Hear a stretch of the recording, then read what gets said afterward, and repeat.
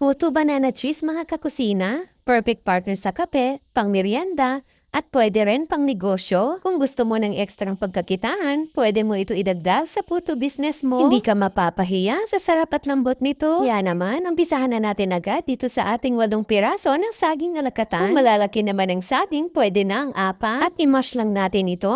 Pwede rin kayo gumamit dito ng tinidor. Ilagay na natin ang half cup ng vegetable oil, 2 piraso ng large size na itlog, at 1 teaspoon ng vanilla extract. I-mix-mix lang muna natin ito para makilala nila ang isa't isa. Charot!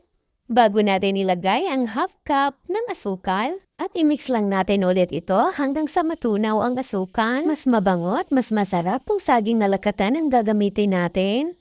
Salain muna natin itong 1½ cup ng all-purpose flour at 1 teaspoon ng baking soda. Lagyan rin natin ito ng 1/4 teaspoon ng asin. Sinasala ko talaga ito para walang bubuong harina. At smooth ang ating puto. Bago natin ihalo dito sa ating wet ingredients. Para mas lalong sumarap at malinamnam, lagyan lang natin ng 1 sachet ng powdered milk at i-mix lang natin ito hanggang sa wala na tayong makitang harina. Bago natin ihalo ang 1/4 cup ng chocolate chips. At wag lang po natin ito i-overmix. Ayan, at medium size na puto molder ang ginamit ko dito. Hindi na ako nagpahid ng mantika dito sa ating puto molder. At lagyan lang natin ito ng cheese.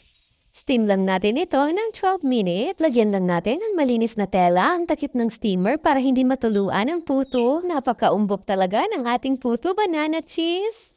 Ang sarap talaga tingnan. Tingnan nyo naman ang laki talaga ng umbok niya. Kung naghahanap ka ng ekstrang pagkakitaan, pwede mo ring gawin ito. Hindi mo na kailangan ng malaking puhunan dito. Maraming salamat hanggang sa susunod mga kakusina.